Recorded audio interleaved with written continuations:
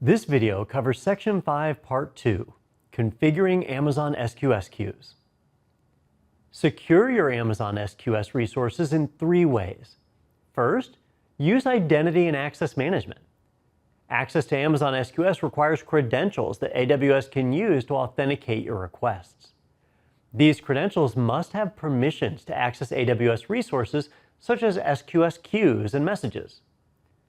Use AWS Identity and Access Management, or IAM policies, and Amazon SQS policies.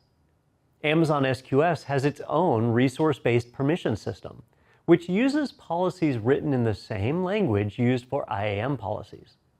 Therefore, you can achieve similar results with Amazon SQS policies and IAM policies, and you might use them in combination.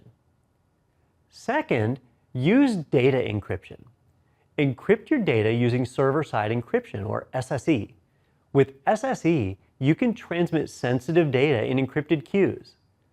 SSE protects the contents of messages in SQS queues by using keys that are managed by the AWS Key Management Service, also known as AWS KMS. When you enable SSE on an SQS queue, Amazon SQS will encrypt an incoming message before storing it on the queue, and unencrypt it upon delivery to the consumer. The encryption occurs at a point in time and applies to messages arriving after that point. For example, if messages 1 through 10 are on the queue when you enable SSE, message 11 will be encrypted, but messages 1 through 10 will not be. Third, protect inter-network traffic privacy.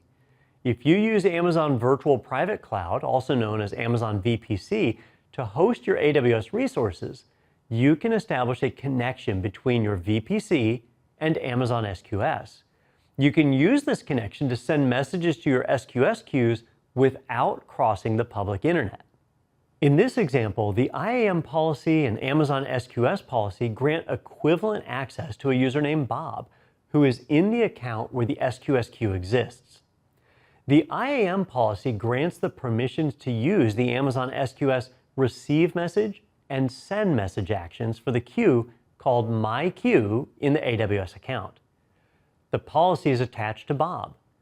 The Amazon SQS policy also gives permissions to Bob to use the receive message and send message actions for the same queue. Here are the key takeaways for this section of the module. Standard queues provide nearly unlimited throughput, but don't preserve message order and might include duplicate messages. FIFO queues preserve order and provide exactly once delivery, but have more limited throughput. And queue security includes managing access to queue resources, protecting data stored in the queue, and limiting exposure of messages to the internet. That's it for this video. Thanks for watching, and see you in the next video.